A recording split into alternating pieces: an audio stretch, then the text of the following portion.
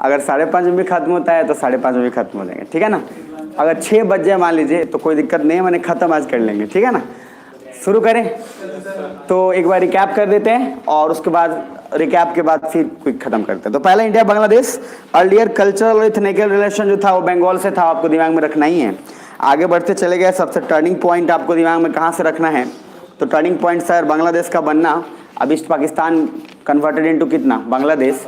उसके बाद सर नाम से एक मुजीबुर रहमान का जितना रॉ का वहाँ एक्टिवेट होना और फिर उसके बाद सारा का सारा कांड आगे बढ़ना।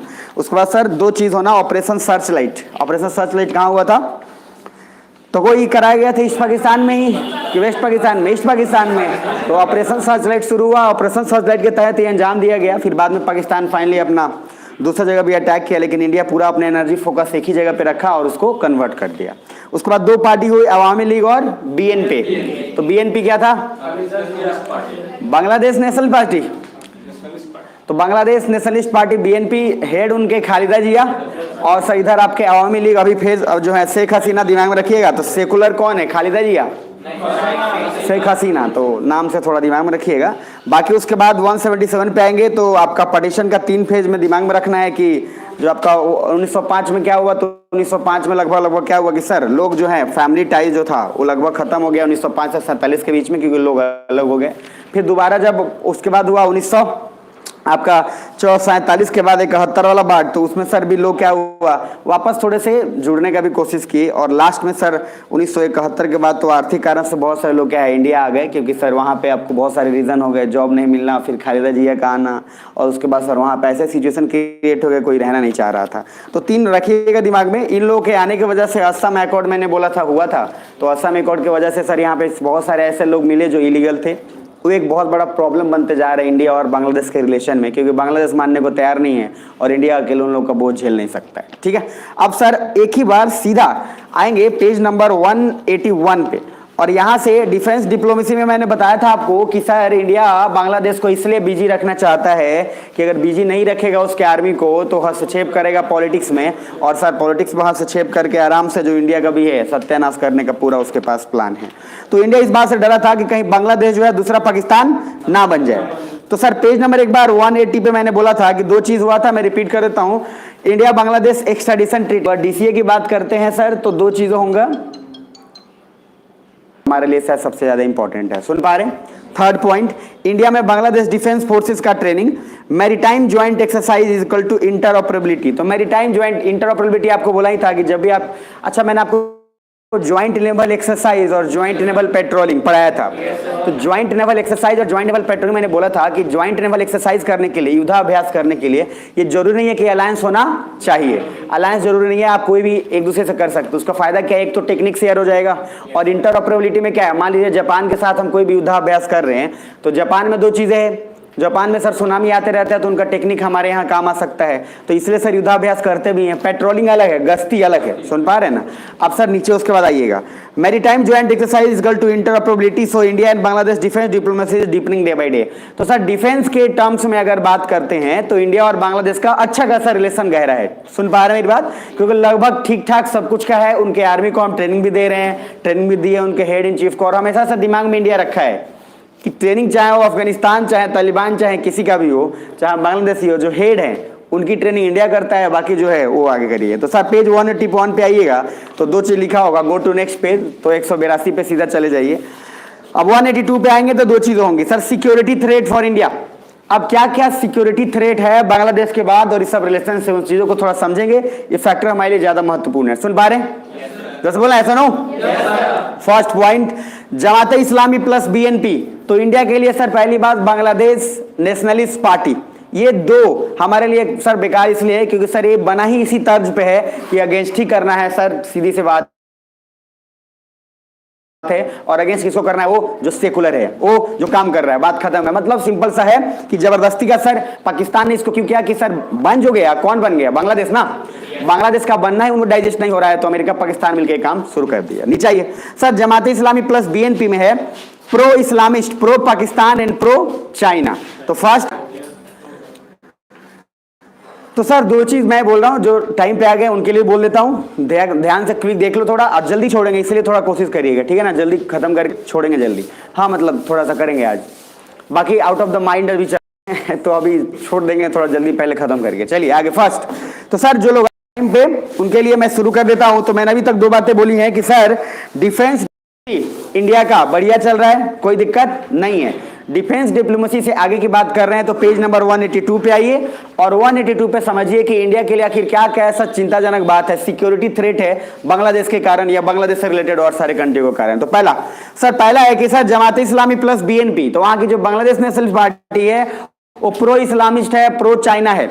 उसके कारण फायदा क्या होगा सर, इंडिया को नहीं हो पाएगा। क्यों? क्योंकि जैसे ही सर बीएनपी की सरकार बनेगी इस बात को तय मानिए कि इंडिया को सर फेवर नहीं किया जाएगा, पहली बात। नीचे फिर पाकिस्तान इजीली बांग्लादेश के युद्ध के थ्रू हम पे अटैक कर सकता है, क्योंकि पाकिस्तान जमाते इस्लामी एंड आईएसआईएस की मदद से नॉर्थ ईस्ट स्टेट को डिस्टर्ब कर सकता है by the help of Bangladesh.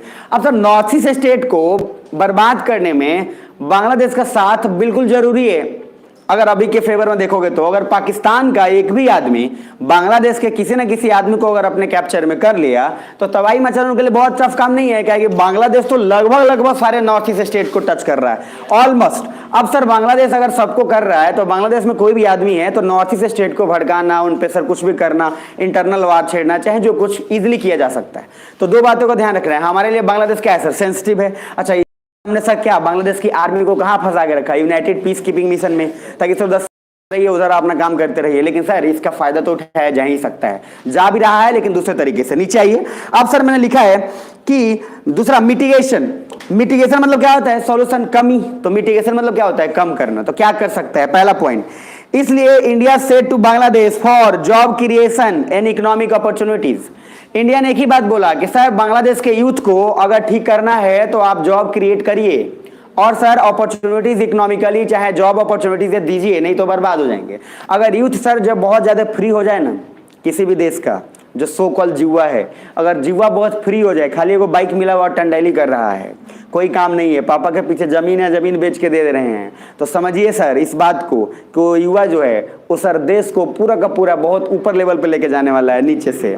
सुन पा रहे हैं बात? तो बेसिकली कहने का मीनिंग क्या है, हाँ मतलब आजकल एक ट्रेंड है ना, क्या है, हर किसी के पास ठीक ठाक जमीन है। अब सर बैकग्राउंड में हर किसी के पास लगभग बिहार में देखा जाए तो जो पर शेयरिंग और पर होल्डिंग देखा जाए तो ठीक ठाक बन जाता है अगर देखा जाए हर किसी का तो, और पर्टिकुलर कुछ जाति पे जाता है क्योंकि जातिवाद है ही। तो सर उसमें क्या होता है, एक बाइक मिल गया, जमीन पीछे से पापा दे दिए पैसा, बेटा ऐसा कह रहा है, बेटा जा रहा है सिगरेट पी रहा है, आ रहा है शाम में, कोई काम नहीं, दूसरा कोई काम नहीं है सर, बाकी हवाबाजी कर रहा है। 3-4 और आ गए, क्यों, 10 रुपया था, एक सिगरेट तू ले, एक सिगरेट तू ले, 2 सिगरेट हो गया, जॉइंट मार रहे हैं दोनों। अब सर ये जो तरीका है आजकल, हाँ तो जो करने का, ये इसलिए हो रहा है सर क्योंकि उनको काम धाम है नहीं, कुछ पता नहीं है, पापा भी छोड़े हुए जाए तो बुढ़ापा का लाठी है ऐसा बुढ़ापा का लाठी है सर, तो बुढ़ापा का लाठी मतलब बुढ़ापा में लाठी मारेगा, दूसरा क्या करेगा। आइए सर नीचे। तो मिटिगेशन में है कि बांग्लादेश में सर क्या बोला कि जॉब क्रिएट करिए। देखो जब आदमी जॉब करता है ना और उसको फाइनेंशियली जब पैसे मिल रहे होते हैं तो उसका कॉन्फिडेंस हाई रहता है।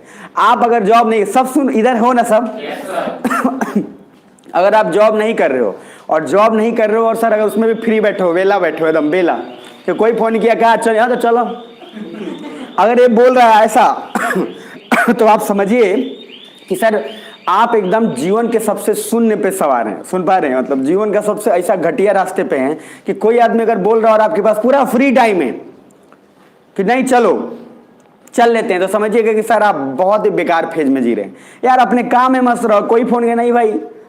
अब कुछ लोग एक्टिंग भी करेंगे, काम ने फिर भी चली कि ना, अच्छा वो एक्टिंग कर रहा है क्योंकि सर बेसिकली उसको काम नहीं है। आप भी अगर आप उधर से फोन वाले भी बोल देता है चल काम है ना लवरे कर चल तर ना, अब आपने सर बोल दिया उसको, तब उसको समझ में आता ठीक बात चले चल। तो सर ये जो फेज है ना ये सबसे बेकार है। बाकी सर आप व्यस्त जब रहेंगे ना तो मैं एक बात का पूरा गारंटी देता हूं आपको कि सर जीवन में आपको कोई डिस्टर्ब नहीं करने वाला है। मैं आपको और यकीन बता देता हूं, जो डिस्टर्ब करने वाले भी है ना वो भी नहीं कर पाएगा। आप ठान लिए हो कि मुझे नहीं जाना है पार्टी में, मुझे नहीं जाना है शादी में, एग्जाम तक, आप लाख सर कोशिश कोई कर ले आप नहीं जाओगे।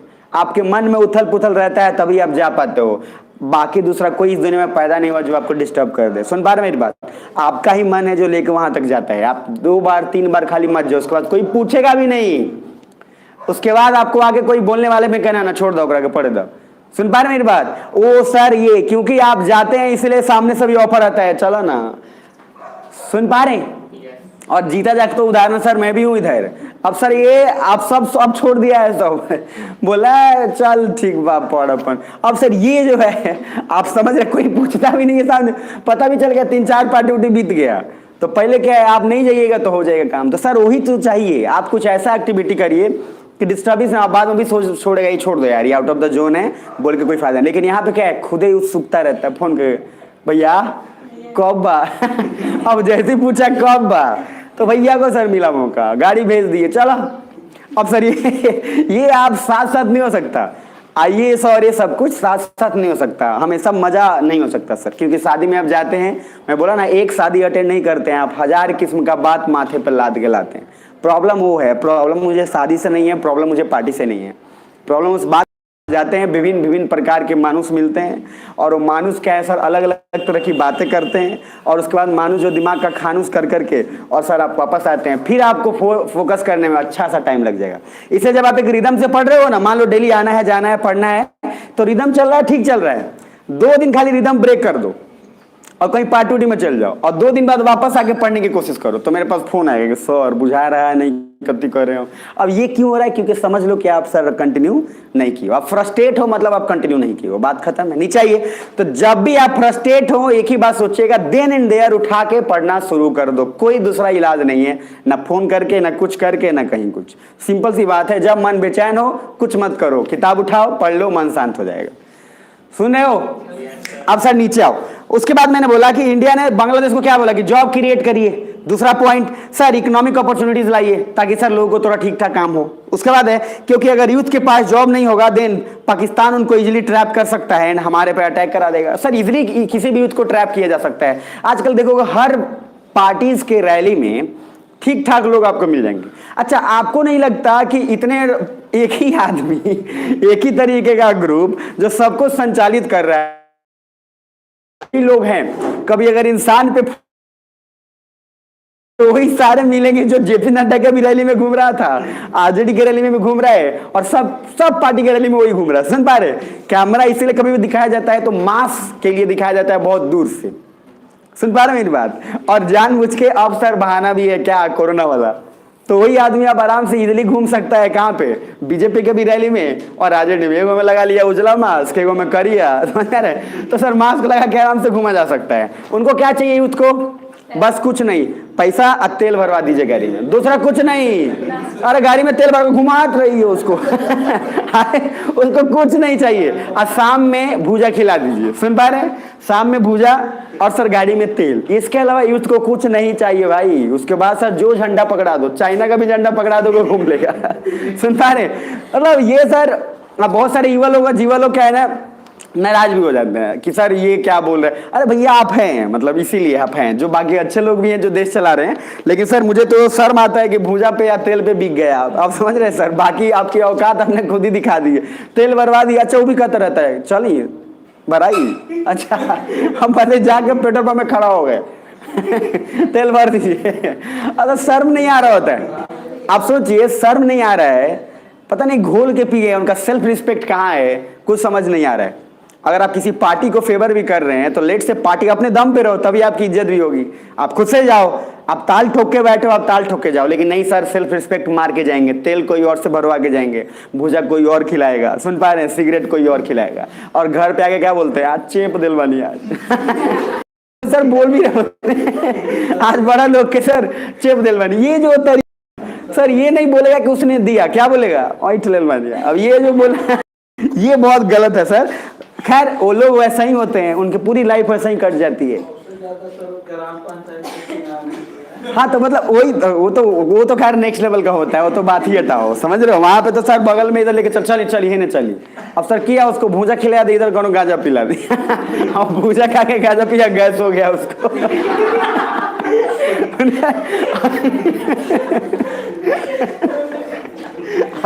अब दवाई कोई नहीं देगा, जब इधर से तब तक दूसरे को दूर फेंके तो चलो तो ये चावल खा लो। अब सर ये जो है ना आपको इलेक्शन में मैं बहुत पर्सनली जब मैंने देखा तो मैं समझा कि दवाई कोई नहीं देगा, आपको खाना सब दे देगा, इतना खा देगा आप गर्दन तक पहुंच गया।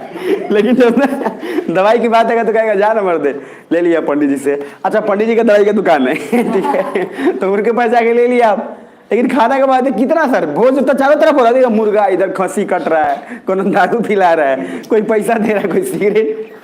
अब भूजा खा के गाजा खाने का कॉम्बिनेशन जो है वो बड़ा डेंजर है। और गैस हुआ, इतना दर्द हुआ, जाके पेट में धम्मा सा उठे। आइए सर नीचे। इंडिया ऑल्सो सेड कि बॉर्डर सील कर देगा, बट प्रैक्टिकली थोड़ा टफ है क्योंकि नॉर्थ ईस्ट स्टेट हमारा अटैच्ड है, वो भी प्रभावित होगा। इंडिया ने सर इन सब चीजों से बचने के लिए, जब बहुत मास माइग्रेशन भी हो रहा था तो इंडिया ने सोचा कि हम बॉर्डर सील कर देंगे, बोला भी था, ऑफिशियली स्टेटमेंट भी था, लेकिन प्रैक्टिकली देखो पॉसिबल नहीं है। प्रैक्टिकली पॉसिबल इसलिए नहीं है कि सर बांग्लादेश सर हमारे बीच में फंसा हुआ है। मतलब एक तरीके से क्या हुआ है कि हमने बांग्लादेश को ना गोद ही ले लिया है। सुन पा रहे हैं, दूसरा कुछ नहीं। अगर आप देखेंगे तो बढ़िया से हमने उसको गोद लिया हुआ है और इसके बिना हमारा काम भी नहीं चलेगा। देख लो तो सर सब लोगों ने क्या है, चारों तरफ से इसको एडजस्ट किया हुआ है, बिल्कुल बीच में एकदम। अब किससे किससे टच कर रहा है देख लो। इधर वेस्ट बंगाल, सुन पा रहे हो, अब इधर आते जाओ, त्रिपुरा हो गया, ये मेघालय हो गया, इधर आ जाओ, ये वाला पार्ट जो असम का पार्ट है ये हो गया। अब सर लगभग इसने मोस्ट ऑफ द पार्ट तो कवर कर दिया। अगर मेघालय में कोई एंट्री कर ले रहा है, इधर मेघालय से देखो ये वाला पार्ट, असम का भी इधर से भी लिंक कर रहा है, त्रिपुरा से मिजोरम चला गया। और असम में किसी भी कंट्री का बॉर्डर टच करना मतलब असम खुद क्या है, सारे नॉर्थ ईस्ट स्टेट से टच है एक्सेप्ट सिक्किम। तो अरे बताया था ना, तो सर सिक्किम को छोड़ के सबसे टच कर रहा है। तो अगर असम में कोई पहुंच गया तो उसको नॉर्थ ईस्ट स्टेट में पहुंचने में क्या दिक्कत है, इजीली पहुंच जाएगा वो, कोई तकलीफ नहीं है। तो सर प्रैक्टिकली देखा जाए तो नॉर्थ ईस्ट स्टेट भी तो प्रभावित होगा। तो अगर हम बॉर्डर सील करें तो सिर्फ बांग्लादेश ही प्रभावित होगा। नेक्स्ट 183 पे आइएगा। इंडिया और बांग्लादेश का कॉमर्शियल डिप्लोमेसी जरा देखेंगे कि कॉमर्शियल डिप्लोमेसी इंडिया क्या क्या खरीद रहा है, क्या क्या बेच रहा है। तो Bangladesh increases it's economic activity and become exporter in textile in European market. Sir पहली बात, अब सर यूरोप में टेक्सटाइल और कपड़ों का सर एक्सपोर्टर बन गया बांग्लादेश। बहुत दिमाग लगाया है और दिमाग में रखिएगा सर, इंडिया ने ही उसको किया है और इंडिया ने प्रमोट भी किया। और एक ही बार में बांग्लादेश जो है सर धावा बोल दिया यूरोप में। इंडिया कभी वहां जाता था, लेकिन आज इंडिया का टेक्सटाइल को अच्छे खासा पीछे कर दिया है बांग्लादेश की टेक्सटाइल ने। सुन पा रहे हैं, कपड़ों के मार्केट में, कपड़ों के बिजनेस में बांग्लादेश सर बहुत आगे निकल रहा है तेजी से। नीचे आइएगा, exporter in textile in European market, GDP of Bangladesh growing faster than India. तो बांग्लादेश की जो अब बहुत लोग बोलते हैं ना इतनी चुके तो बढ़ लेगा बांग्लादेश और पॉपुलेशन कम है। सर बात इतनी चुके हो चाहे बढ़ की चुके हो, जब जीडीपी के कंपैरिजन करते हैं तो हम उसके अकॉर्डिंग ही डिस्कशन करते हैं कि इस एरिया के अकॉर्डिंग जितनी स्पीड से हो जा रहा है उतना स्पीड से कोई नॉर्मल कंट्री नहीं गया था। तो बांग्लादेश की जीडीपी अगर आप देखेंगे सर, एक समय था, चाहे बांग्लादेश का क्रिकेट टीम हो चाहे बांग्लादेश का कोई टीम हो, एक समय था जब बांग्लादेश को सर निठल्ला माना जाता था। मतलब सर एकदम उसका क्रिकेट टीम आता था, कहता अरे क्या मैच दे दिया है। सर आज बांग्लादेश ना सर वो चीटी है, वो जो नाक में घुस के इतना दम कर रहा है, समझ में मेरी बात, कि ऑस्ट्रेलिया हो चाहे वेस्ट इंडीज हो चाहे कोई, अब उसको हल्के में। और सर बांग्लादेश भी एक जीता जाता हुआ आगता रहे कि सर इतना बाद में 1971 में आया हो, अरे बना ना, और 1971 में आते हैं तो उनका सारे कंट्री से लगभग कॉम्पीट कर रहा है जो कंट्री बहुत पहले से सर आजाद थे, लगभग उन सारे कंट्री से। और ये दर्शाता है सब लोग मेहनती कितने हैं। सेम वहां पे देखोगे ना, वहां के क्रिकेटर सर जब मैच हारता है रो देता है सर कंप्लीटली, वो ना सर पूरा रो देगा एकदम, सुन पा रहे हो, और वो पूरा दिखता है सर, ऐसा नहीं है एकदम, वो पूरा खुल के ये दिखाता है सर उनका जज्बात कितना जुड़ा हुआ है अपने कंट्री के लिए, अपने गेम के लिए, अपने काम के प्रति। ये सर रोना मतलब, अब रोता है तो बहुत रोता, अब होता है ना सर ये जो अब हो रहा है, लेकिन आप उसके पीछे को फीलिंग को समझिए को कितना अटैचमेंट है उसका, कि एक गेम हारने के बाद सर उसका दिमाग खराब हो रहा है। और सर आज नहीं तो कल देखिएगा वो आगे जाएगा, उसको कोई रोकेगा नहीं। हाँ नियत अगर धीरे धीरे साफ हो गया तो और अच्छा है, नियत खराब अगर रहेगा तो हार ही जाएगा। वही कैरेक्टर आफ्टर ऑल वही सबसे इंपॉर्टेंट होता है। अब बांग्लादेश का एक पैसा प्लेयर है जो सहवाग 99 पे था, तो सर उसको सेंचुरी नहीं मारने दिया, वाइड फेंक दिया, 1 रन चाहिए था इंडिया को जीतने के लिए। तो क्या किया वो सर वो जानबूझ के क्या कर दिया, जानबूझ के सर स्टेप आउट कर दिया वो, नो। श्रीलंका का था, आप सुना ध्यान से। अब जब मान लो भेज दिया अगर श्रीलंका या कोई भी टीम हो, तो सर ये तो दर्शाता है कि आपका खेल भावना बेकार है ना। आप सोचो सर कि कोई आदमी अगर 1 रन से, इसको सोचना चाहिए ऐसे भी अपन हार रहे हैं, और हार रहे हैं तो क्या दिक्कत है कि 1 रन इसको मार देने दो। अब सर नहीं, नो बॉल फेंक देंगे, हमें वाइड फेंक देंगे कि सर इतना ना बाहर फेंक देंगे कि अच्छा सवाल देख के हाँ सर क्या गलत है। अब उसको सर मेरा बुरा लग रहा है, लेकिन वो बॉलर आज देखिए उसका करियर खत्म। उसके बाद से सर उसका नहीं था, वही नियत की बात होती है। खेल भावना सिर्फ जीत हार की थोड़ी ना होती है यार, ज्यादातर तो पूजा उसी के किया जाता है जो खुद कभी कभी आउट हो जाए और खुद चल दे। तो सर कभी कभी वो भी भावना ही ज्यादा इंपॉर्टेंट होता है, आपको देख के अच्छा लगता है। सुन पा रही नहीं कि सर सेंचुरी पुराने मत दे। नीचे आइए सर, दूसरा है fees export plus agrarian dynamo बन चुका है। फीस एक्सपोर्ट काहे नहीं करेगा फीस एक्सपोर्ट, अभी देख लिया बे ऑफ बंगाल सर, मछली का एक्सपोर्ट भी बांग्लादेश बढ़िया ठीक ठाक कर रहा है, प्लस एग्रीकल्चर भी ठीक ठाक। अब सर देखा जाए तो सब ठीक ही ठाक चल रहा है। नीचे आएंगे, आपको एक एनसीईआरटी का डेटा अगर आप लोग पढ़े होंगे 10th में, एक एनसीईआरटी का डेटा आता है इकोनॉमिक्स में, उसमें दिखाया गया है कि बांग्लादेश का जो डेथ रेट है और जो इंडिया का डेथ रेट है उसके हिसाब से देखो ना सर बहुत आगे है। मतलब हमारे यहाँ साल में अगर 20 बच्चे मान लो मर रहे हैं तो बांग्लादेश में शायद 1 या 2 या 3 मर रहा है। इस इतना ज्यादा गैप है, इतना ज्यादा। ये दर्शाता है कि बांग्लादेश हेल्थ कॉन्शियस किसका। और सीक्रेट बात बताता हूं, बांग्लादेश का सेम वही तर्ज है जो जापान का तर्ज। बांग्लादेश सारा चीज फॉलो करता है जो जापान करता है। सर जापान जितना दिमाग क्या लगा 2 चीज पे, एजुकेशन और हेल्थ। वो समझ गया था कि सर ये हमारे इसके बिना हमारा कुछ हो नहीं गया, एक तो बम मारी दिया गया था, पूरा बर्बाद हो गया था जापान, कुछ बचा नहीं था सर, जनरेशन पीढ़ी ना हेल्थ, सारा सब ऐसे हो गया सर। अब इतना ज्यादा कोई तहस नहस देश और उसके बाद वर्ल्ड का सुपर पावर बन जाए जिसके पास कुछ खास रिसोर्स भी नहीं हो, जो सिर्फ आइलैंड और डूबा हुआ हो, उसमें सर इसका मेहनत दिखाता है। और बांग्लादेश सर जापान से बहुत ज्यादा प्रभावित है टेक्निकली। हर कोई सर पॉलिसी मेकर इस बात को बोलता है, लेकिन कभी बांग्लादेश उजागर इस बात को नहीं किया, उसने कभी भी इस बात को बहुत ज्यादा ऊपर आने नहीं दिया। लेकिन सर बांग्लादेश कहीं ना कहीं जापान के तर्ज पे बनता है। बांग्लादेश में उससे पहले जापान के जैसे नियम है, मैंने बताया था आपको कि वहां नियम है कि अगर आप सर वर्किंग हॉलीडे है, मान लीजिए गांधी जयंती टाइप वहां पे है, तो वहां लोग एक्स्ट्रा काम करते हैं 3 घंटे ज्यादा। हमारे यहाँ आपको पता है शनिचर बंद, एतवार बंद, और सोमवार को क्या सोचते हैं, आधा तो बने रही, अभी कालू तो एतवार रहे, मंगल से काम हुई बढ़िया। सुन पा रहे सर, हम भी मांग लेते हैं कि सोमवार के कौन जाए, कहीं अभी सूत के आए लो सब, अब यहाँ जो है वो काम नहीं करोगे। तो हमारे यहाँ ऐसा कॉन्सेप्ट चलता है, दिन सुता रात सुता, समय मिले तो और ही सुता। तो ये जो है सर हमारा लेजीनेस, यही हमें कहा जाता है। सर आप सोचिए जापान में पुल 2 दिन 3 दिन में कन्वर्ट हो जाता है नया पुल। इंडिया में क्या है, कार्य प्रगति पर है, एक और सब प्रगति पर है। पिछले 20 साल से सर गांधी सेतु का कार्य प्रगति पर चल रहा है, अभी थोड़ा ठीक ठाक हुआ है, लेकिन सर एक तरफ जब हुआ है दूसरी तरफ फिर भी कार्य प्रगति पर है। अब सर ये कब तक प्रगति पर रहेगा भगवान जाने, भगवती जाने, लेकिन प्रगति पर रहेगा सर। तो ये थोड़ा सा समझना है हमें। हम सर अपेक्षा और युवाओं के लेजी होते जा रहे हैं, इस बात को समझना जरूरी है। तो कम से कम इतना ही एहसास करके थोड़ा ज्यादा पढ़ लीजिए या थोड़ा ज्यादा सर काम कर लीजिए। ये आप इस बात को एहसास करें, आजकल बिल्कुल बहुत डेडलीस्ट कॉम्बिनेशन है और हमारा देश सर युवाओं का जो है ये है, लेकिन सर बहुत खतरनाक तरीके से पीछे जा रहा है इसका, इसलिए थोड़ा मेहनत करिएगा सर। नीचे आइए, focusing on cost effective education hub. Sir Bangladesh ने बहुत अच्छा दिमाग लगाया। क्या देखो, जितने सारे यहाँ के लोग हैं ना मेडिकल करने जाते हैं, तो मेडिकल करने जाएंगे ना ज्यादातर बोलेगा सर रसिया जाता नहीं, कहाँ जाता नहीं, जाके पढ़ रहा है सर कजाकिस्तान में। अभी जो केकेटीटी पढ़ाया था ना, बोला भी था ये तो सब रसिया का ही पार्ट है, तो ओवरऑल तो कहेगा ना वो कि बहुत पहले तो रसिया का पार्ट रहे। अरे बेवकूफ आदमी, आप क्या है सर कजाकिस्तान, किर्गिस्तान, ताजिकिस्तान इसी के आसपास आप मेडिकल कर रहे हैं और कहा क्या रहे हैं, कहाँ गए थे, रसिया। इसीलिए तो सर यहाँ का इंडियन गवर्नमेंट भी कहा जो उधर से करके मेडिकल आया है या प्रैक्टिस करने नहीं देंगे, पहले बने से पेपर निकालिए ठीक ठाक। तो बेसिकली करने का रीजन है ये सब वो लड़के हैं ये सब जो सर नीट उट निकाल नहीं पाए, टफ एग्जाम था, अब नीट एग्जाम निकाल नहीं पाए, वहां पे सर उनके पास था जमीन उमीन बेच के वहां चले गए, आके फिर यहाँ क्लिनिक खोल के बैठ गए। तो सर ये काम होता था, इसके कारण सर वही बात है कि ऑपरेशन करना था तो धागा से कर दिया।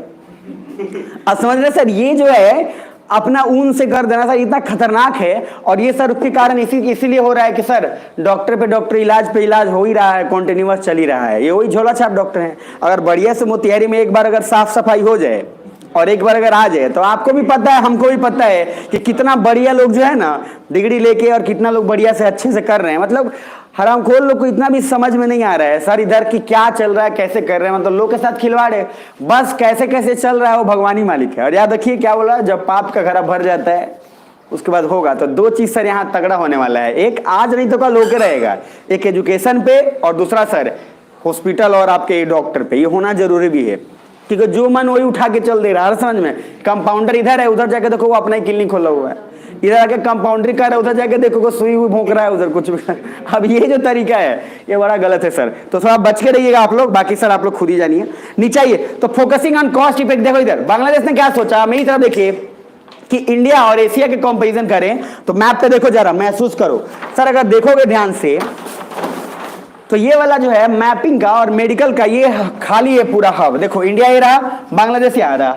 अब देखा क्या कि सर लोग जा रहे हैं रसिया, रसिया में भी इधर केकेटीटीयू में बसे हुए हैं, चाइना कोई जाएगा नहीं, कौन जाएगा, बहुत कम लोग सर, बहुत मतलब हिम्मती वाला जाएगा, और वही जाएगा जो हरामखोर जिसका बैकग्राउंड बड़ा अलग टाइप का रहा है। तो चाइना मेडिकल करने का नाम पे सुनेगा तो लोग पहले ही बोलेगा चाइना, ये क्या जाए, चाइना क्या सर, अगर बेस्ट चाइना हब भी बन जाए मेडिकल का, फिर भी लोग चाइना सर नहीं जाएंगे, इस बात की बहुत ज्यादा गारंटी आप मान के रखिए। तो सर इधर गए नहीं चाइना, इधर आप सऊदी अरबिया तो और नहीं जाइएगा।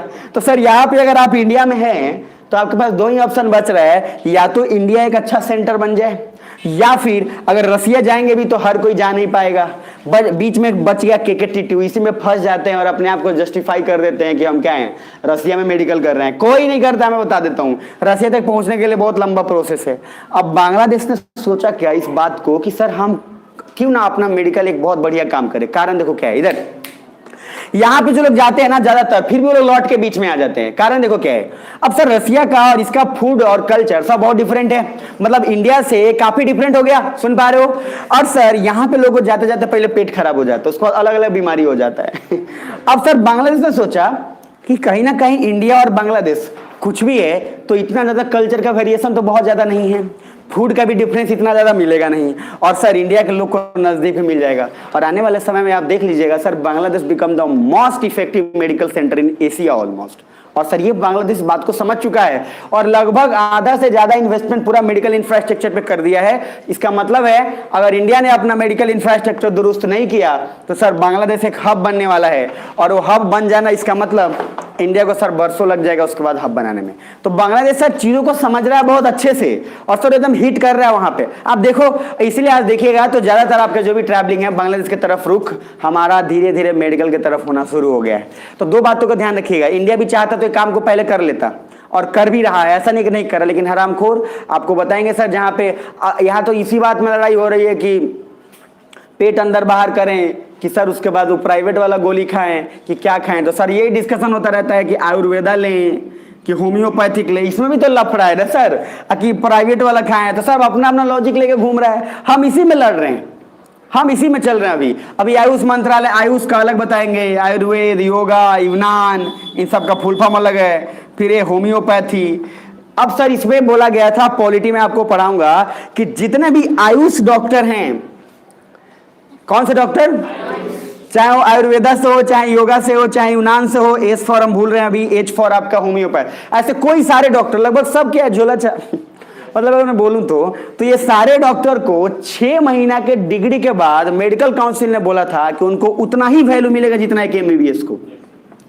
भाई साहब आप मतलब ऐसा हुआ कि कोई आदमी नीट निकाल के गया है, इतना मेहनत करके नीट निकाल के 5 साल 7 साल वहां प्रैक्टिस करके तब बनाए डॉक्टर, और यही झोला छाप लोग घूम घूम के 6 महीने का खाली कोर्स करने के बाद क्या बना दिए एमबीबीएस। सर भयंकर बवाल हुआ। अब सोचो ना क्या होता है इन लोग को, अच्छा ये आयुर्वेदा योगा योगा कह रहा है, अगर पैर कटा हुआ जाएगा क्या क्या, सांस अंदर सांस बाहर करिए। आप सोचो ना टेक्निकली, सर आप गए, आप क्या बोले, हमको अस्थमा है, क्या है, और बोले क्या, सांस अंदर सांस बाहर। अरे भाई अस्थमा में तो सांस ही नहीं आता है, तो सांस अगर सांस अंदर बाहर हो रहा होता तो सर फिर हम आपके पास क्यों आते, यही तो नहीं हो रहा है ना। लेकिन सर फिर भी आप क्या नहीं करिए, अच्छा काढ़ा पीजिए, अब सर पैर कटे हुए थे खून भरा, काढ़ा पीजिए।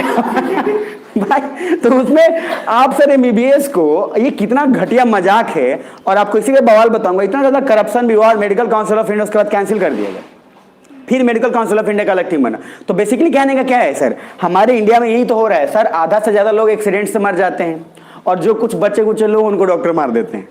बाकी आज की जैसे बात है, उधर नहीं मरा तो इधर मर, दोनों तरफ में कोई मर। तो नितिन गडकरी बोला कि देखो रोड पे तो मरने नहीं देंगे अब। तो डॉक्टर ने कसम खाया कि हमने ठानी है और पॉपुलेशन को कम करनी है, तो सर बस सीधी सी बात है, इधर लेके आइए। मुर्गा की तरह जैसे करता है ना मुर्गा, आदमी का मुंह बंद करके काटना शुरू किए हैं। क्या है, धागा से, कभी कुछ से ऑपरेशन कर दिया सर, चक्कू से पेट फाड़ के ऑपरेशन कर दिया। ये अरे अलग, अच्छा यूट्यूब पे अलग अलग आपको डॉक्टर मिलेंगे, अलग अलग बाबा आएंगे, वो बोलेंगे अरे हम तो ऐसे ही कर देते हैं आरी से।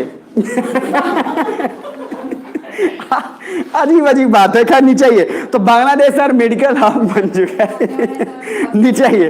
फोकसिंग ऑन, देखो इधर, अच्छा इधर एक और फायदा देखो, अगर आप रसिया पे जा रहे हो तो पैसे भी तो ज्यादा लगेंगे ऑलमोस्ट, और सर बांग्लादेश में जा रहे हो क्या दिक्कत है, आराम से वेस्ट बंगाल में जाओ, वेस्ट बंगाल से चुपचाप बांग्लादेश में एंट्री मार लो, अब पहुंचे उधर आप। सुन पा रहे मेरी बात? तो कॉस्ट इफेक्टिव भी तो हो गया। अरे नहीं हुआ सर, अब कर लो, अब देखो ध्यान, कॉस्ट इफेक्टिव के बाद दो चीज, सस्ता पैसा, उसके बाद सर अच्छा अगर इसने बना दिया काम तो हो गया। और मेडिकल टूरिज्म के लिए सर, मेडिकल टूरिज्म जैसे अफगानिस्तान में आपको बताया था, आप एक बात सोच के देखो, क्यों आ रहे थे अफगानिस्तान के लोग हमारे यहाँ? इसलिए आ रहे थे, एक तो सस्ता था, प्लस इलाज भी तो बढ़िया था। सस्ता होना इंपॉर्टेंट थोड़ी ना है यार। अब सस्ता रख के 50 रुपए 1500 रुपए में टोकरी भर, 1500 रुपए में जिंदगी भर अगर आप पढ़ाना शुरू कर दिए और आप आए अगर पढ़ने, और सर ऐसा पढ़ा दिए दिमाग का जो इधर हो गया।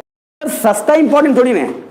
हम लोग सस्ता पसंद जरूर करते हैं, लेकिन कुछ देर बाद तो बोल ही देते हैं। सस्ता चीज अगर बेकार हो तो उसका टिकता थोड़ी ना है, कुछ दिन तक का है, 1-2 दिन टेम्पररी, 1 महीना, साल भर, उसके बाद आप भी कहेंगे छोड़, उससे बढ़िया है कि सर 500 ज्यादा लगा के अच्छा खरीद लेंगे।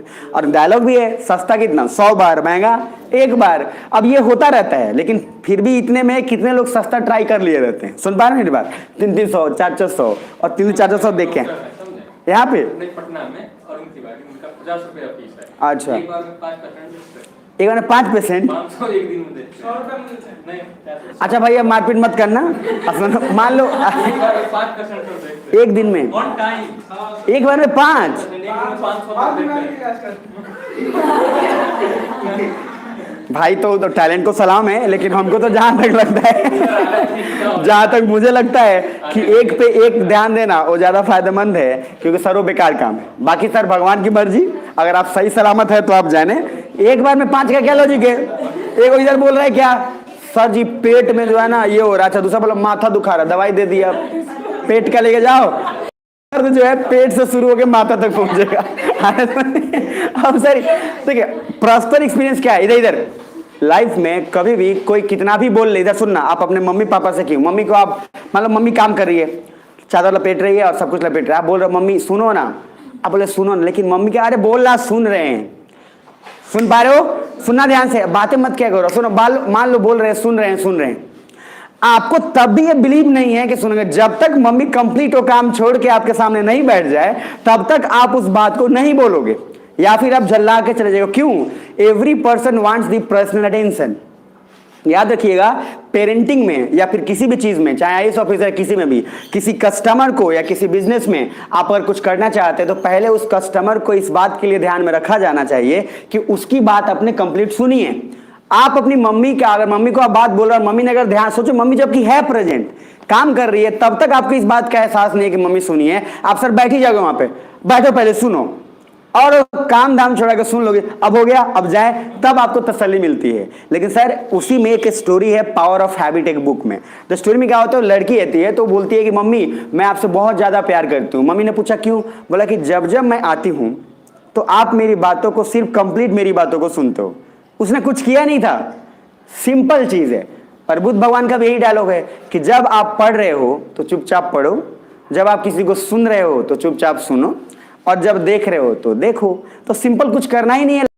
जिस समय जो आप काम कर रहे हैं उस समय उस काम में हो, बस आप बिजी रहिए। लेकिन हमारा जिस समय जो कर रहे हैं ध्यान कहीं और है, अभी पढ़ रहे हैं तो ध्यान आ रहा है, टाइम दिए हैं, मतलब फिर उसके बाद हाँ मतलब अब आप पढ़ रहे, ध्यान कहीं और है, अच्छा वहां गए तो वहां पे चिंता, होमवर्क दिए हैं सर, वहां भी जाओ तो कम से कम वक्त तो वहां भी रहो ना, ये भी तो प्रॉब्लम है ना भाई, वहां पे भी भागने के चक्कर में हो। अब आपका कपल है, आपके फ्रेंडशिप है, आप सर फैमिली, आप हस्बैंड वाइफ है, वहां पे आप है तो आपको काम का प्रेशर, आप आए तो जाने दो यार काम है, और यहाँ पे जब आ रहे हैं तो यहाँ पे है कि जाना है वहां, ये सर बड़ा अजीब किस्म का लॉजिक चल रहा है। तो बस यही मैं कहूंगा कि जिस समय आप जहां है कंप्लीट वहीं पे इन्वॉल्व रहिए। और सीधी सी बात है, अगर आप सर रिलेशनशिप में और बहुत सीरियस हैं तो आप आराम से, सीधा एक तरीका है, आप सर बिल्कुल वहीं पे जाओ, मेरा फोन भी मत उठाओ, अगर हम गलती से फोन कर दें तो फोन भी मत उठाओ, आप एकदम उसमें इन्वॉल्व रहो, क्योंकि सर अटेंशन और साइकोलॉजिकली आप जो है कहीं पे भी फोकस नहीं कर पाएंगे। तो बेसिकली वहां पे रहिए और वहीं इन्वॉल्व रहिए। वैसे उस टाइप में फोन भी नहीं करता, नहीं चाहिए। अब सर उसके बाद है focusing on cost effective education hub, क्योंकि साउथ एशिया में स्पेशली इंडिया से लोग रसिया जाते हैं, तो साउथ एशिया में स्पेशली कहां से जाते हैं? रसिया। अब रसिया जाते हैं तो मेडिकल करने को तो वहां फूड एंड ऑल उतना सुटेबल नहीं होता।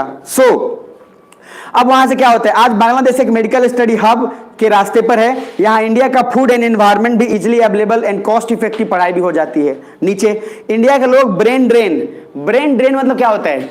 ब्रेन हो गया, ड्रेन हो गया, मतलब ब्रेन क्या है? देखो IITN है।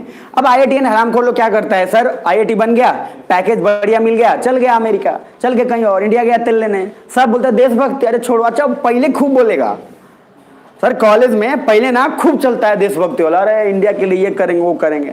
सर सेकेंड ईयर से जाते जाते एक गजब किस्म का हवा बहता है पूरे कैंपस के अंदर, और उसके बाद सब चिल्ला रहा होता है अमेरिका अमेरिका। मेरी बात सर, ये मैंने देखा है कॉन्फ्रेंस हॉल में, और जब मीटिंग होता है वहां पे तो मैक्सिमम सर सेकेंड ईयर तक सेट हो गया रहता है आदमी कि हमको अमेरिका निकलना है, मैक्सिमम। और ये सर घटियापन है। बाकी सर मर्जी आपकी है, लाइफ आपकी है, हम कौन होते हैं। बट मुझे लगता है कि जो IIT सर जितने कम दामों में और इतना इफेक्टिव आपको एजुकेशन और पूरा दुनिया भर का जो चीज़ दे रहा है, उसको छोड़ के आप नॉलेज लेने जाइए बाहर, नॉलेज लेने जाने में कोई बुराई नहीं है, लेकिन सर काम इंडिया के लिए करिए, वो ज़्यादा ठीक है। रॉकेटरी में भी कितने लोग देख लिए, हाथ खड़े करिएगा, देख लिया ना। तो सर मैक्सिमम चीज़ों में ध्यान दीजिएगा। आप लोग जो नहीं देखे हैं मत देखिएगा, अभी साइंस एंड टेक पढ़ा दूंगा तब देख लेना। बाकी सर दो बातों का ध्यान उसमें रखिएगा कि आप यहाँ पे आप IAS ऑफिसर हो। देखो आप IAS होते हो ना तो आपको बहुत सारे मिलते हैं। आप IAS के समय में छुट्टी लेकर आप जाके अपने एजुकेशन भी कर सकते हैं, आप PhD PG जो मन चाहे आप कर सकते हैं, उसमें कोई दिक्कत नहीं है। तो कुछ लोग जाके मान लीजिए फ्रेंच चले गए, फ्रांस चले गए, स्विट्जरलैंड चले गए, जहाँ यूनिवर्सिटी उनको अच्छा हुआ एडमिशन जहाँ मिला वहाँ से करना चाह रहे हैं। वहाँ से जब करते हैं तो उनको एहसास होता है क्या गलत कर रहे हैं, तो उनको लगता है क्या ये नहीं यहाँ गलत कर रहे हैं, वो IAS ही छोड़ देते हैं। IPS एक राजन कुमार है सर, ये गए और वापस बस उसके बाद IPS का रिजाइन करके बिजनेस शुरू कर दिए। मतलब IPS के दौरान उन्होंने छुट्टी लिया, MBA करने गए फॉरेन, और MBA करते करते आके इधर IPS रिजाइन कर दिया, बिजनेस स्टार्ट कर दिया, और बिजनेस ठीक ठाक रन भी कर गया, उसमें कोई दिक्कत नहीं है। लेकिन बात ये है कि IPS रिजाइन करके बिजनेस कर रहे हैं सर, ये लाइफ की प्रायोरिटी आपकी है, वो तो आप में समझ में आता है, कोई दिक्कत नहीं है। लेकिन सर जब आपको मौका मिल रहा है कोई चीज़ इंडिया के लिए करने के लिए, और आप IITN हैं और आप अलग अलग सर कॉम्बिनेशन के हैं, तो सर आप इंडिया के लिए कुछ कर लीजिए। बाकी सब लोग नहीं करते हैं क्योंकि लाइफ भी उनके, हम कौन है, नहीं चाहिए। तो बांग्लादेश ने नब्ज पकड़ा यहाँ medical education, so Bangladesh is growing and developing. India Bangladesh में क्या क्या सर स्टार्ट किया, ये तो हुआ कि बांग्लादेश हमारे यहाँ क्या क्या कर रहा है। पहली बात, हमारा टेक्सटाइल कंपनी सर खराब कर दिया, हमारा जो यूरोप में इतना ज़्यादा एक्सपोर्ट होता था तो हमारा प्रभावित हुआ। दूसरा, फिशरीज में भी बहुत अच्छा आगे चला गया बांग्लादेश, मछली पालन, मछली एक्सपोर्ट करने में। तीसरा पॉइंट सर, GDP तो बढ़िया जा ही रहा है, एग्रीकल्चर भी ठीक ठाक जा रहा है, और सर मेडिकल हब एक बहुत अच्छा बांग्लादेश अपना क्रिएट करने के लगभग पूरे एकदम रास्ते पे है। तो नीचे इंडिया क्या कर रहा है, इंडिया भी मुंह नहीं ताक रहा है। इंडिया देखिए क्या दिमाग लगाया, इंडिया बोला पहला स्टील, दिख पा रहा है, तो इंडिया ने स्टील जो है इन्वेस्टमेंट किया बांग्लादेश में, स्टील कंपनी में। दूसरा, ट्रांसपोर्ट, पावर, टेलीकॉम इन्वेस्ट किया, क्योंकि डेवलपिंग कंट्री को ट्रांसपोर्ट की काफी जरूरत होती है, इसलिए इंडिया ऑटोमोबाइल सेक्टर में भी इन्वेस्टमेंट किया। जब भी कोई कंट्री जब डेवलप करने के कगार पे होता है और कर रहा होता है तो देखो उसको ट्रांसपोर्ट की जरूरत पड़ेगी, ध्यान से सुन लेना।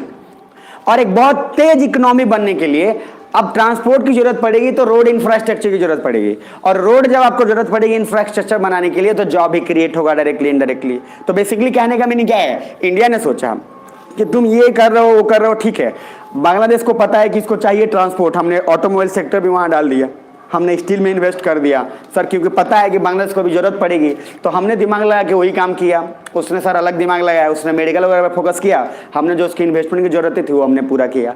तो सर ऐसा ही चलता है, दोनों के लिए कोई दिक्कत नहीं है। तो कॉमर्शियल में क्या देखोगे, बांग्लादेश अगर देखोगे तो ज़्यादा हम पे डोमिनेट कर रहा है एक तरीके से देखोगे तो, क्योंकि सर मेडिकल, फिशरीज और आपका टेक्सटाइल, ये तीन पार्ट ऐसा है जो सब दबोच के निकल रहा है। हम सर अभी खुश इस बात पे हैं कि स्टील में किए, ऑटोमोबाइल में किए हैं, लेकिन हमारा फर्ज भी तो है कि बांग्लादेश को आगे बढ़ाएं। सर वो हम ही तो हैं जिन्होंने काम किया है सब, और सर उसके बाद हनीमून पीरियड भी तो चल रहा था। तो सर हमारा जब अब चल रहा था तब डेवलपमेंट की बात है कि तो भी तो काम करना पड़ेगा ना सर, मुंह उठाकर थोड़ी ना पीछे भाग जाइएगा। पेज 184 पे आइए, issue of cheat Mahal and Nehru Noon agreement. Cheat महल क्या है पहले समझ लीजिए। इसको चीत महल जो बोलते हैं। Small patches of land are called Chhit Mahal. देखो चीत महल का सिंपल एक मीनिंग है फर्स्ट कि सर जो भी स्मॉल पैचेज ऑफ लैंड है, पहले मैंने बोला इंडिया में सर बहुत अच्छा नियम चलता है, क्या पता है, इधर देख लो, ये पॉलिटी में भी यही आएगा टर्म, जब मैं आपको टेरिटरी पढ़ा रहा हूँ तब वहां पे भी आएगा। पहले जब राजा महाराजा थे तो देखो वहां पे लिखा हुआ है राजा ऑफ कूच बिहार, देख लो, और मान लो महाराजा ऑफ रंगपुर हैं, उससे आपको दिक्कत नहीं लेना है। तो मान लो ये दोनों क्या करते थे, दोनों चेस खेलते थे, और जो हारता था उसको बोल देते थे कि वो वाला तेरा हो गया। मतलब समझ लीजिए कि आप हैं ए मान लो राम खिलावन, अच्छा बी ये है, मान लो ये बी का नाम है ए श्याम खिलावन, तो ये सर मान लो ये आर है। अब ये दोनों खेल रहा है चेस, नवाब तो ही बोला ना करके तो करके, लेकिन नवाब के लड़के तो खेल रहे हैं क्या है लोग, चेस। अच्छा इसीलिए पहले सर चेस जब खेला जाता था ना, तो चेस में सर दांव पे पूरा साम्राज्य लग जाता था।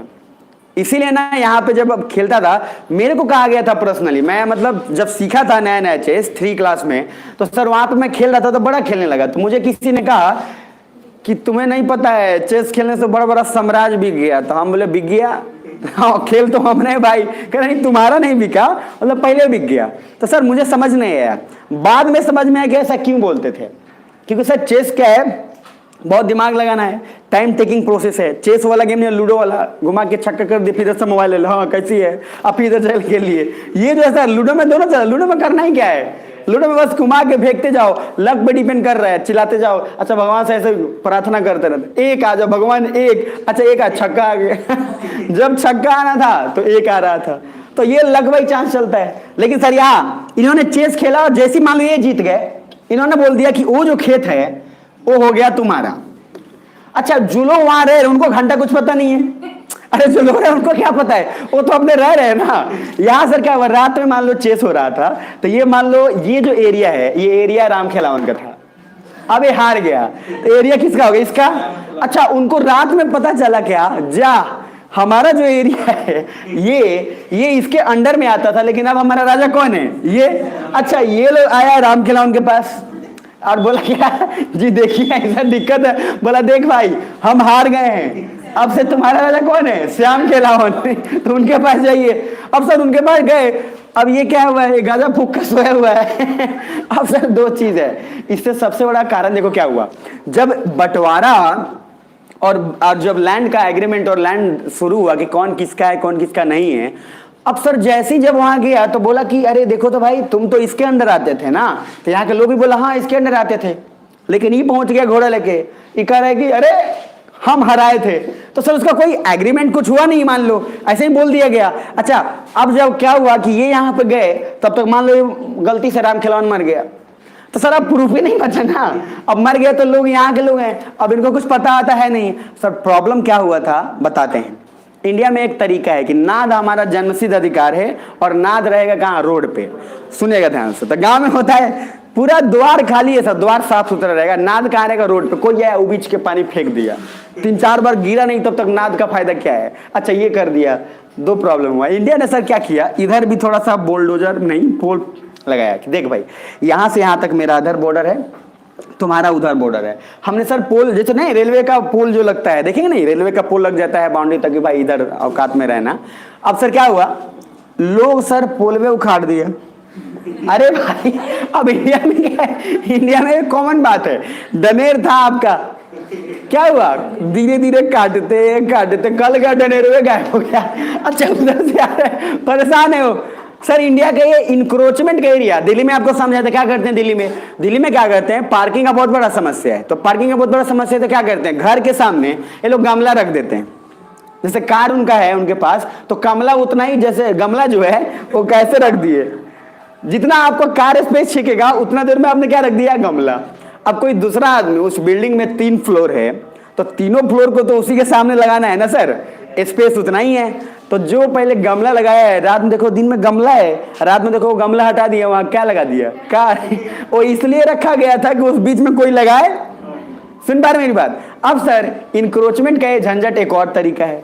हम जब कोई पड़ोसी बगल में नहीं रह रहा है, मान लो हमारा दीवार सटा हुआ है, अब दिल्ली में दीवार सटा हुआ है, तो सर कपड़ा इधर पसार रहे हैं, जगह नहीं बच्चा उधरों पसार दिए आप समझ रहे, तो वहां पर आपने उनको पसार दिया, वो नहीं है अभी। अब सर पसारते पसारते धीरे धीरे क्या आप कूद के उधर पूरा पसार दिए। अब मतलब जब नहीं रहता है तब, वो जब आएगा तब देखा जाएगा, लेकिन जब आता है तो कहता है अरे ना ना अब से इधर पसार लेंगे। सर इंडिया में इंक्रोचमेंट सबसे फेवरेट चीज है। आपका दुकान है भूजा का, तो पहले दुकान यहाँ था, अब क्या हुआ तनिसु को आगे ले गए आप, सुन पा रहे हैं? अच्छा उसके बाद सर दुकान आगे हुआ, उसके बाद पानी पिलाने वाला थोड़ा और आगे रखे थे आप, अब हाथ उस लोग धो रहे थे। अब सर फिर जगह थोड़ा सा बढ़ गया, बिजनेस बढ़ गया। अब सर फिर आपने क्या कर लिया, आगे कर लिया। उसके बाद सर आधा से आधा मोटरसाइकिल रख गया रोड पे। अच्छा पीछे से पो पो चल रहा है, कोई रोड जाम हो गया, इधर लोग आया होता नहीं भूजा खा ली। अच्छा भूजा खा रहे हैं, गाड़ी लगाए हुए हैं वहां पे।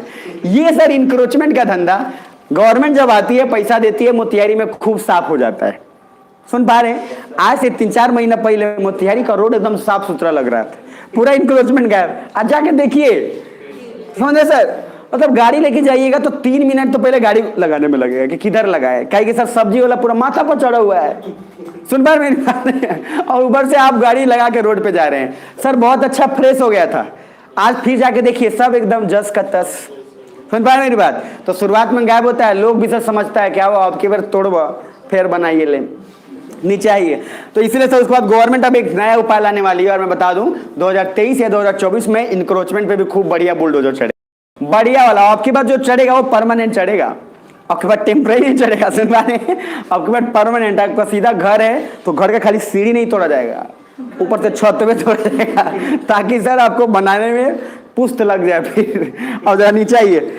सर इंक्रोचमेंट मत करना, बहुत गलत बात है। अपना जितना है उतना में खुश रहो यार, क्या इंक्रोचमेंट करना।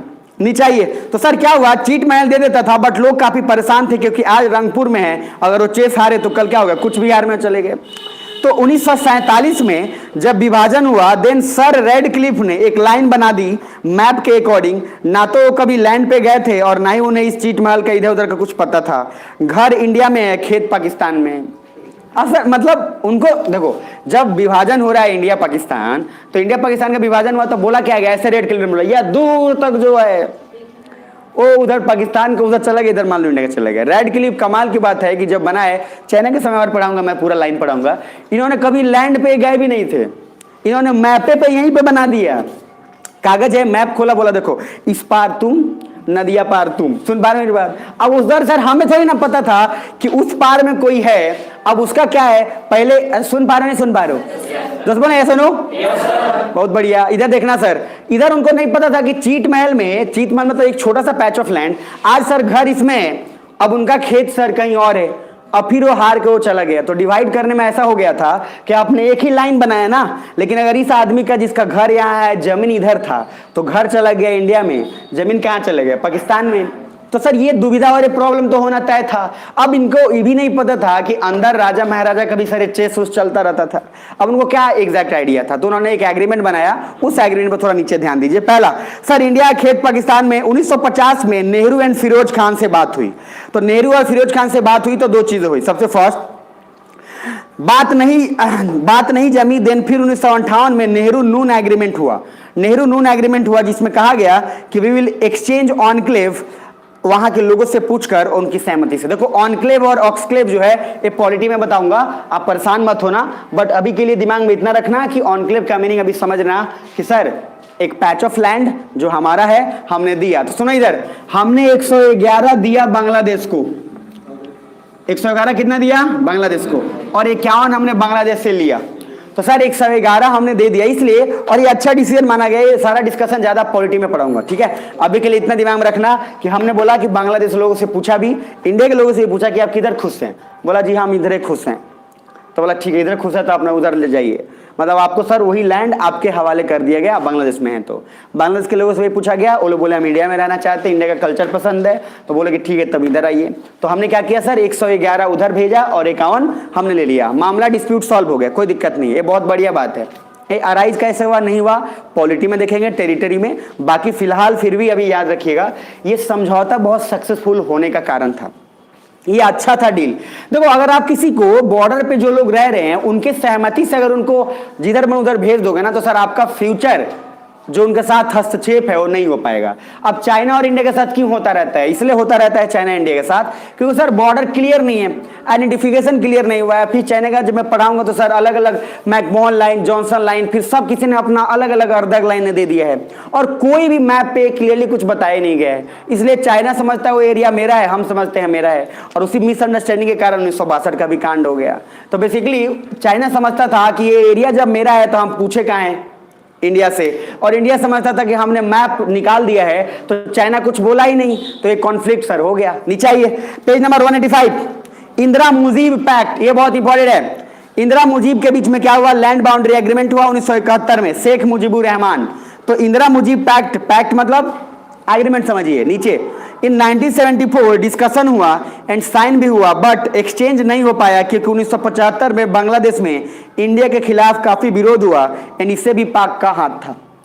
अब सर उस समय काफी विरोध हुआ, इसलिए वो जो लैंड बाउंड्री हो रहा था डिस्कशन, तो पाकिस्तान बांग्लादेश को लग रहा है कि इंडिया हमको आजाद करा के अब हम पे डोमिनेट करना चाहता है, बट ऐसा कुछ नहीं था। वहां पे सर बस और भ्रांति फैलाया कौन? कोई और नहीं, एक ही आदमी भ्रांति फैलाया। सर पाकिस्तान का हाथ है, दूसरा किसका होगा? सुन पा रहे मेरी बात? अब जरा नीचे आओ। 2011 में मनमोहन सिंह के रीजन में एक प्रोटोकॉल साइन हुआ, लैंड बाउंड्री एग्रीमेंट, जिसमें कहा गया लोगों से पूछकर कि सब होगा। 2011 से 15 तक कंसेंट परमिशन मिल गया एंड 2016 तक एक्सचेंज हो गया। और उसमें सर नीचे आ जाओ, 2016 में ही सैटेलाइट के हेल्प से बॉर्डर डिफाइन किया गया, सो 2016 तक बॉर्डर का मामला सुलझा लिया गया। अब सर सैटेलाइट से, ड्रोन से अपना बाउंड्री उस तरह से देख के और वहां पे अपना क्लियर कट किया गया, ये बहुत अच्छा भी हुआ। 2016 तक आते हैं तो लगभग सारा आपका काम जो है खत्म हो गया, और जो भी आपके बीच में पड़ा हुआ था बांग्लादेश उसका खत्म, मतलब सर उसका बाउंड्री, लैंड बाउंड्री एग्रीमेंट सारा निपटा लिया गया। 186 पे आइएगा, between India and Bangladesh 4 top river है सर, गंगा, ब्रह्मपुत्र, तीस्ता और मेघना।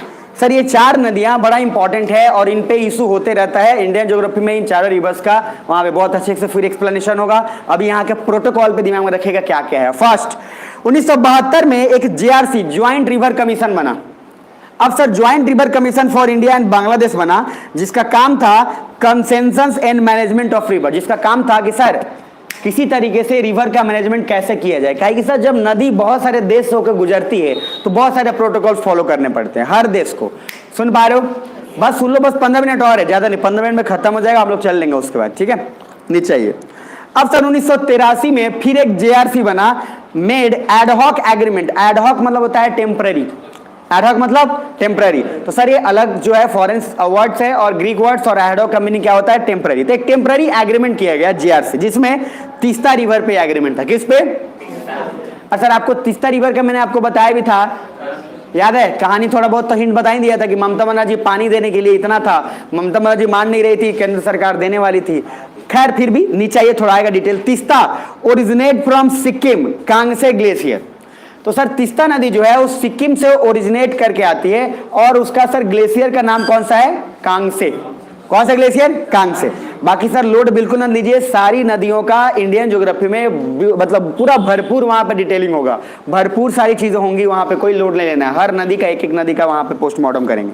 नीचे आइए, India is upper riparian. Riparian पहले भी समझाया था आपको, अरे बता नहीं था कि अगर कोई नदी है सर, ये मान लो A है, ये B है, तो यहां से नदी इधर आ रही है, तो A हो गया अपर राइपेरियन और B हो गया लोअर राइपेरियन। तो सर चूंकि सिक्किम है तो सिक्किम ऊपर है, बांग्लादेश नीचे है, तो इंडिया क्या हुआ? अपर राइपेरियन, और बांग्लादेश क्या हुआ? Lower riparian. तो सर अपर राइपेरियन को हमेशा, देखो सीधी सी बात है, जहां से कोई चीज ओरिजिनेट कर रही है आप उसको वैल्यू हमेशा ज्यादा दोगे, चाहे वो किसी देश में, उससे क्या फर्क पड़ता है? अगर सर पाकिस्तान से कोई नदी निकल रही है, वो अलग बात है कि कम वक्त उसका जीवन खराब है, लेकिन फिर भी अगर निकल रही है तो फिर भी तो उसका ज्यादा रिसोर्स पे, ज्यादा परसेंटेज पे उसी का हक होगा। अच्छा नीचे आइए, तो India is upper riparian, so ad hoc agreement के अकॉर्डिंग इंडिया को बोला गया कि आप 39% जो है 39% इसका पानी इस्तेमाल करेंगे क्योंकि आपके यहाँ से ओरिजिनेट हो रहा है। दूसरा पॉइंट, बांग्लादेश के साथ 35% किया गया, जिसमें 25% अनएलोकेटेड है, मतलब 39 इंडिया का हो गया, 25 नहीं 35 बांग्लादेश का हो गया। तो सर जोड़ के देखो, और थोड़ा सा जो बच गया 1-2% पे, मान लो 25% जो बचे उस पर नहीं बोला गया कि किसका है नहीं है, हर पानी पे, हर बूंद बूंद पे थोड़ी ना सबका बंटवारा हो जाएगा। तो सर बोला गया कि मान लीजिए अप्रोक्स 40% कह सकते हैं किसको मिला? इंडिया। 35% अप्रॉक्स इसको बांग्लादेश को, और उसके बाद जो बचा उस पर कोई डिसीजन नहीं हुआ। अब सर जरा नीचे आइए, अब इस पे क्या हुआ, 2011 में एक और कमिटी बढ़ा, ज्वाइंट हाइड्रो ऑब्जर्वेशन स्टेशन, जिसमें कहा गया कि इंडिया जो है सर 42.5% पानी इस्तेमाल करेगा और बांग्लादेश जो है 37.5% पानी इस्तेमाल करेगा। तो ज्वाइंट हाइड्रो ऑब्जर्वेशन क्या था कि पानी का इस्तेमाल करके सर हम इलेक्ट्रिसिटी जनरेट करेंगे, अलग अलग तरीके से और भी काम करेंगे, जिसमें सर शेयर मिला गया। बट बांग्लादेश सेड हमें 50% चाहिए। समझ रहे हैं, कितना चाहिए समझ रहे सर, करके तो करके, लेकिन नवाब के लड़के तो क्या बोल रहा है सर, अरे 50%, 42.5% में कुछ भी हमारा नहीं है। इंडिया बोला यार हम ले रहे हैं 42, तुमको कितने चाहिए 50। मतलब दिमाग ठिकाने में है कि सस्ता वाला लेके रखे हुए हो। अब सर ये भले कुछ भी बोल दिया लेकिन कोई दिक्कत नहीं है। अब दो बातों का ध्यान रखना, सबसे पहला, सुन रहे हो सब, पक्का आ जाओ। तो सर बोला गया, इंडिया बांग्लादेश ने बोला 50% वाटर चाहिए, देन वेस्ट बंगाल ने मना कर दिया। समझ रहे दीदी, कौन, ममता बनर्जी, सर मजाक थोड़ी है, ममता बनर्जी ने क्या बोला सर, वाटर चाहिए, देन वेस्ट बंगाल ने बोला 2014 से इस पे पैरा डिप्लोमेसी चल रहा है, पढ़ाया था, और पैरा डिप्लोमेसी चल रहा है, लेकिन आज तक इसका सॉल्यूशन फिलहाल नहीं हुआ है। बाकी अब कब होगा भगवान जाने, बट हो सकता है कहीं 2024 तक हो जाए।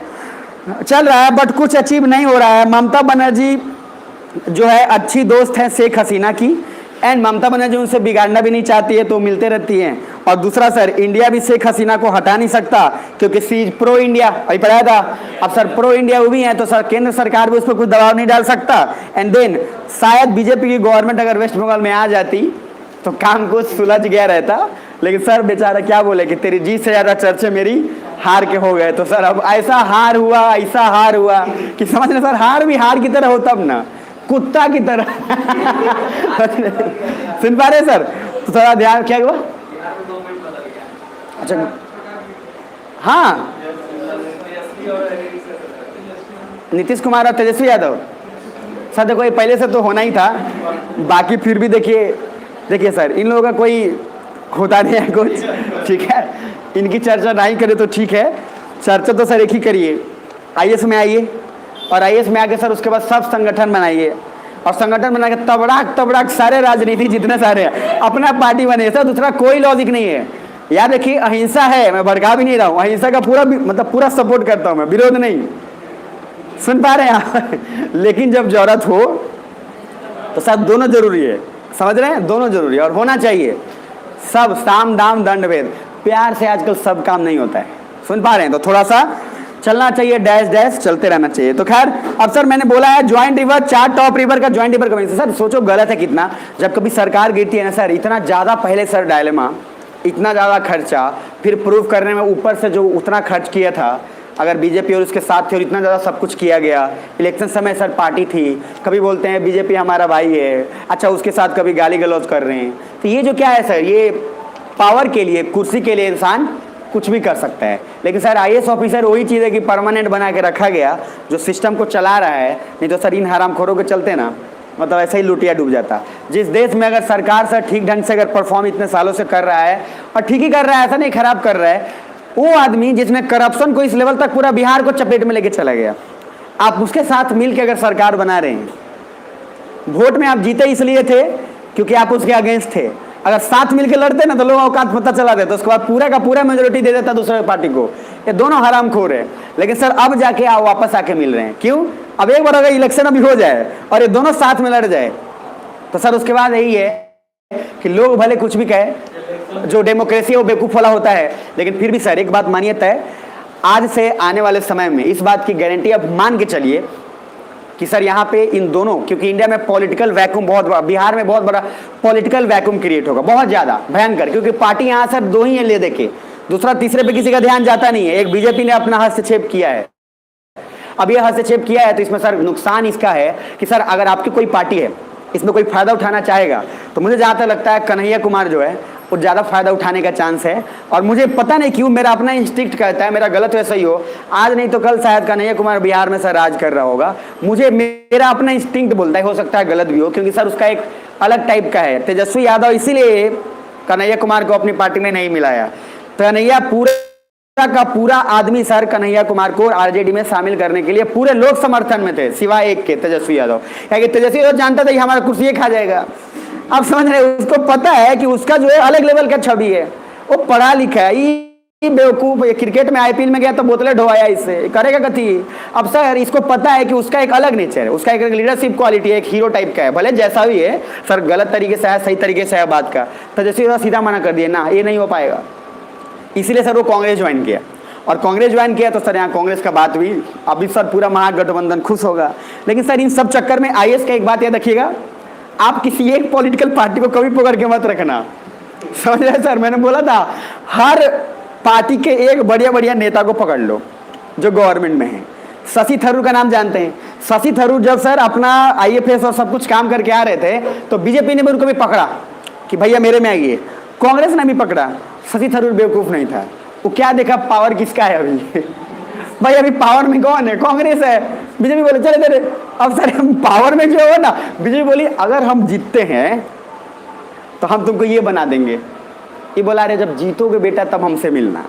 अभी जो कौन पावर में हमको दे रहा है कि ये सीट तुम लो, तो कौन बेवकूफ चाहेगा कि सर एड़ा मन के पेड़ा खाएंगे, समझ में आई बात। तो सर वो आके उसको ज्वाइन किया।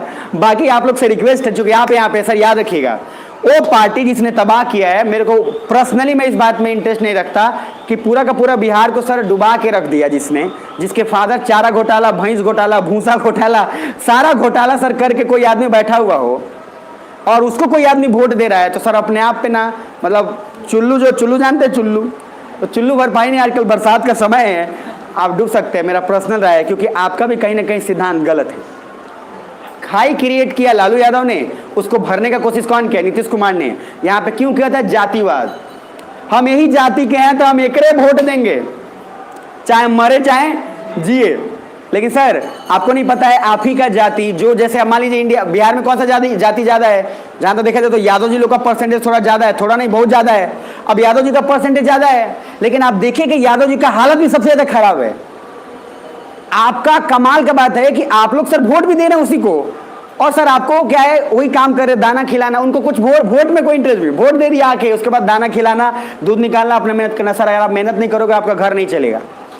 तो अपनी जाति के बेसिस पे वोट तो दे दिया आपने, लेकिन यादव जी का कुछ भला नहीं हुआ। आप देखोगे तो कोई और ही है जो राज कर रहा है, और कहने के लिए जाति किसका ज्यादा। तो खैर थोड़ा सा इन सबसे बचिएगा, बाकी सर धीरे धीरे ख्याल आ जाएगा आपको। मेरा बस स्पेशल रिक्वेस्ट है कि कभी भी ओपिनियन मत बनाइए, खुद झांकिए, खुद देखिए, कुछ रिपोर्ट कुछ रिसर्च करिए, उसमें पता चलेगा कि जो जाति सबसे ज्यादा है उस जाति का सबसे ज्यादा बेड़ा गर्क है, और उसी जाति का फायदा उठा के मैं पर्सनली ये फील किया हूं, अपने ही जाति के लोग ज्यादा बेड़ा गर्क करते हैं, दूसरे जाति का लोग सपोर्ट कर देता है। आपका आप जाइएगा ना उससे काम मांगने, वोट दिए थे तेजस्वी बाबा, कौन रे? हम भी हैं आप ही के कास्ट के, जैसी बोलिएगा कहेगा चलो उधर। ये क्यों है सर? जितने से पहले तक जाति रहता है, जितने के बाद जाति उतने नहीं चल रहा। जितने के बाद पता है क्या बोलेगा? अरे मुख्यमंत्री हैं हम, सबका भला ना सोचेंगे कि खाली आप ही का सोचेंगे जी। अच्छा वोटवा से मैं ही नहीं सोच रहा था, वोटवा से मैं एक ही बात तो मंगबे किया था, ना चाहते हुए भी एक ही बात पे वोट मांगा था। अरे यदुवंशी आया हूँ मजाक थोड़ी है। नीचे आइए सर, ज्वाइंट हाइड्रो ऑब्जर्वेशन में कितना परसेंट? बांग्लादेश बोला 50%, इंडिया बोला बेटा हमसे ना हो पाएगा, ठीक है। और 50% नहीं देने का ये मुद्दा अभी तक बना हुआ है, इसलिए पैरा डिप्लोमेसी का कॉन्सेप्ट भी आया। ममता बनर्जी भी इसमें इन्वॉल्व है। पेज नंबर 187 पे आइए। लास्ट है sir, China factor in India and Bangladesh. Sir हर जगह चाइना मुंह उठा के आता है, सुन रहे हो सब? अभी तक जो पढ़ाया वो सुन लो, 5 मिनट और बस खत्म। चाइना फैक्टर आपको हर आईआर में मिलेगा, मतलब चाइना से हर जगह अपना टांग अड़ाएगा ही आएगा, उसका काम ही वही है, जन्म ही वैसे ही लिया है। अब दो चीज का ध्यान, क्या क्या चाइना फैक्टर? सबसे फर्स्ट पॉइंट देखिए, Bangladesh is economy dynamo, so China से रिलेशन होना ही था। पहली बात, इंडिया ने बांग्लादेश को और भूटान को भी समझाया था कि सर आप कभी भी किसी एक देश पे डिपेंड नहीं रहिए, आप क्या है हर देश के साथ इन्वॉल्व करिए, जिसके साथ जो अच्छा लगता है वो आप कीजिए, कोई दिक्कत नहीं है। तो बांग्लादेश का भी रिलेशन चाइना के साथ हुआ। दूसरा पॉइंट, चाइना ऑफर्ड BRI, कौन सा? सबका साथ सबका विकास, चाइना है पीछे पीछे, समझ रहे हैं? तो चाइना ने बोला सेवा के लिए हम खोले हैं, कौन सा? BRI। और BRI को पता नहीं, BRI का स्वाद एक बार चख लिए तो जब तक बर्बाद नहीं होइएगा तब तक BRI जो है आपको। तो BRI sir, belt and road initiative and Bangladesh joined it for their economic development. तो बांग्लादेश ने सर BRI को ज्वाइन कर लिया। अच्छा, बांग्लादेश क्यों कर लिया? क्योंकि इंडिया भी बोला था कि आपको हर देश के साथ करना चाहिए। बांग्लादेश बोला जब यही बोल रहा है तो दिक्कत क्या हुआ, समझ रहे हैं? अब सर ज्वाइन कर लिया, और ज्वाइन करने के बाद उसके बाद क्या हुआ, देश का डेवलपमेंट तो हुआ ही, बाकी और भी कुछ होगा। पहला पॉइंट, इंडिया को इससे कोई आपत्ति नहीं है क्योंकि इंडिया सेड कि आप इंडिपेंडेंट हैं एंड किससे कितना इंगेज करना है खुद आप डिसाइड करिए। भाई आप एक हमारा काम था बना देना, आप बन गए, अब आपको किससे कितना इंगेज करना है क्या नहीं करना आप जानो। अरे जीवन भर पापा या जीवन भर दोस्त थोड़ी ना पकड़ के आपको घुमाते रहेगा सर। अब आपको डिसाइड करना है कि आप क्या करोगे नहीं करोगे। पापा के कारण आप डरते रहते हैं ग्रेजुएशन में, पापा क्या सोचेंगे, पापा क्या सोचेंगे। अरे क्या घंटा सोचेंगे, कुछ नहीं सोचेंगे, आप बस सक्सेसफुल हो जाइए, पापा सब ठीक सोचेंगे। समझ पाया मेरी बात? बहुत लोग हैं, और मैं पर्सनली आपको बोल रहा हूँ, ज्यादा इस बात का लोड मत लिया करिए कि पापा क्या सोचेंगे, समाज क्या सोचेगा। अगर आपको कोई अच्छा काम लगता है कि ये बहुत अच्छा चीज है, मैं कर सकता हूँ, मैं IAS बनना है, तो आप करिए। पापा क्या सोचेंगे नहीं सोचेंगे बस इसी बात पर निर्भर करता है कि आप सर सक्सेसफुल हो रहे हैं कि नहीं हो रहे हैं। आप अगर सक्सेसफुल हो गए, पापा सर आपके अनसक्सेसफुल रहे तो पापा गाली देंगे, फिर भी लास्ट तक आपके हो ही जाएंगे क्योंकि उनके पास कोई ऑप्शन बचेगा नहीं। तो सर यही याद रखिएगा, फिलॉसफी के अकॉर्डिंग वही काम करिए सर जो दिल से अच्छा लग रहा है। बाकी सर समाज उमाज का दबाव अपने पे मत लीजिए, नीचे आइए। अब सर उसके बाद क्वाड बना, तो क्वाड बना तो बांग्लादेश को भी बोला, अमेरिका ने कि आप भी आइए। बांग्लादेश क्या बोला, चाइना का BRI लिए हुए हैं, मजाक थोड़ी है। अरे सुनो, समझ पा मेरी बात? तो चाइना का BRI पॉलिसी लिया हुआ, इसका मतलब ये नहीं कि गुलाम हो गया है, लेकिन चाइना का सर असर तो पड़ेगा ना। अच्छा, तो जैसे ही बोला गया इंडिया, जापान, ऑस्ट्रेलिया, अमेरिका, 4 हो गए क्वाड, बताया नहीं था क्या? और क्वाड सर पॉलिसी इसी बात पे बना हुआ है, बैलेंस ऑफ पावर थ्योरी, कि सर शक्ति का संतुलन में क्या बताया था कि जब कोई एक पावरफुल बनेगा तो 2-3 मिलके क्या अलायंस क्रिएट करेगा, है ना? और अलायंस जब क्रिएट करेगा तो तभी तो शक्ति का संतुलन हो गया। अब आपके ग्रुप में सर 3 आदमी हैं, एक आदमी सर उसमें बड़ा बन रहा है खूब तेज, तो सर उसका क्या लॉजिक है कि 2 बड़ा मिलेगा, कस के सूत देगा। आप सुन मेरी बात?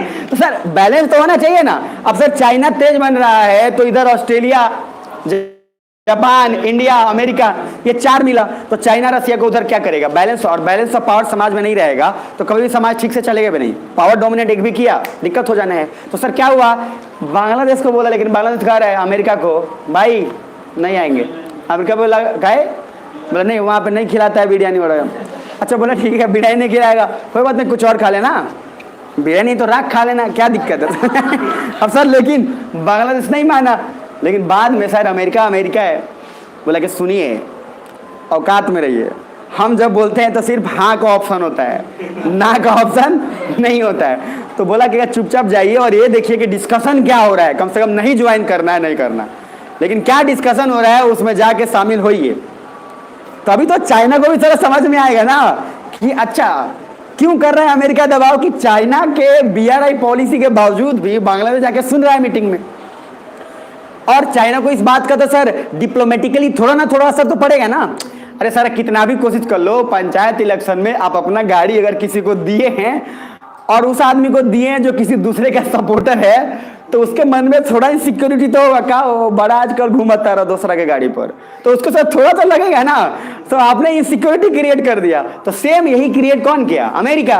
और सर इसमें सक्सेसफुल भी रहा, और चाइना उसके बाद देखो फिर यू टर्न होगा, नीचे आइए। फर्स्ट तो सर जैसे USA से ने बोला क्वाड में इंडिया ने इनवाइट किया था बांग्लादेश को, बट चाइना के प्रेशर के कारण बांग्लादेश ज्वाइन नहीं किया। देन USA सेड कि एटलीस्ट आप अपना मेंबर भेजो जो आकर सुने कि क्या डिस्कशन हो रहा है। देन बांग्लादेश आया, तब चाइना को बुरा लगेगा, भाई सीधे से बात है, बुरा लगेगा, और डिप्लोमेटिकली जीत भी गया। लेकिन नीचे बट इंडिया मस्त है कि आपकी मर्जी, आपको जैसा अच्छा लगे वैसा कीजिए।